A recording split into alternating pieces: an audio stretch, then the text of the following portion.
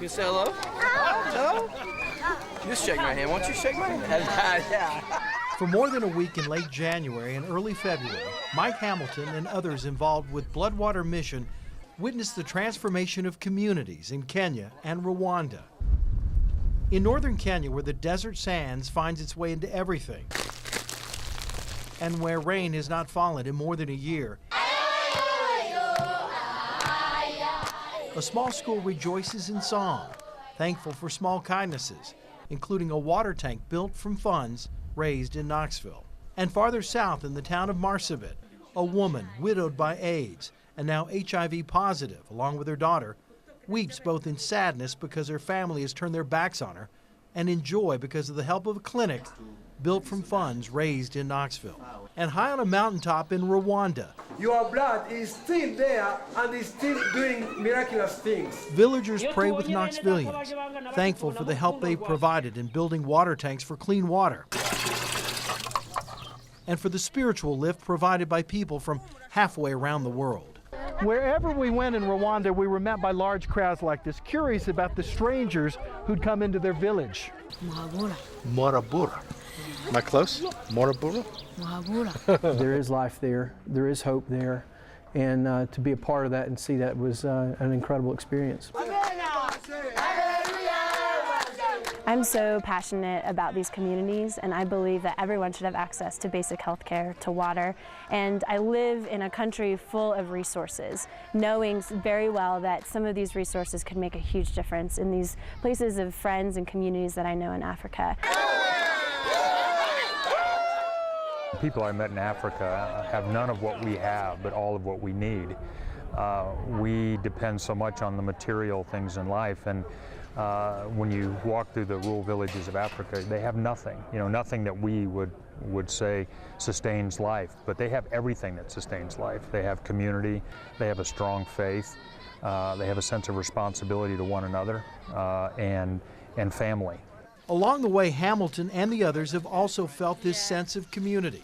They've met men and women and children that have changed their notions about Africa and about poverty. Poverty is so many times assumed to be about dollars, and there can be poverty of spirit and poverty of esteem and those kinds of things. And clearly these people here are achieving a certain level of self-esteem and pride in community and pride in what they've accomplished.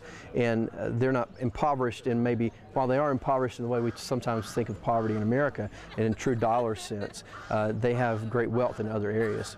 This experience has also strengthened Hamilton's faith and his belief that God led him and his wife to adopt 3 children from Ethiopia and is now compelling them to help other orphans in Africa. I definitely see God's work here, thinking about the transformation in community, the transformation in the individual people, the way He has blessed them in ways that in America we wouldn't comprehend or understand because of our wealth and the things that we have. But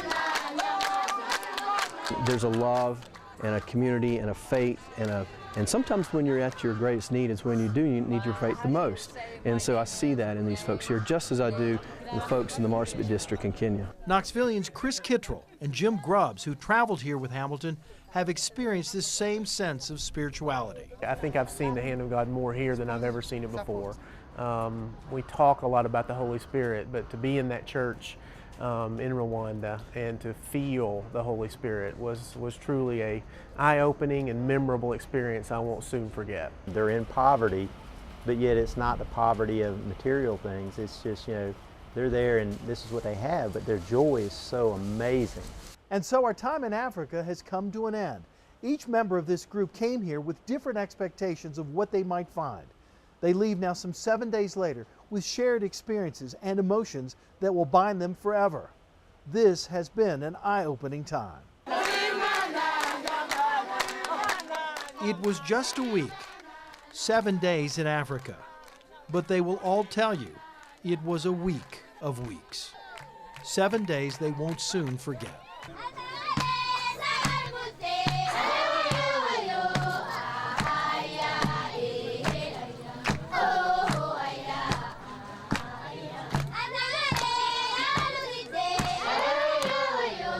Thank you for blessing this group, being with them and keeping their strength up. Amen. Amen.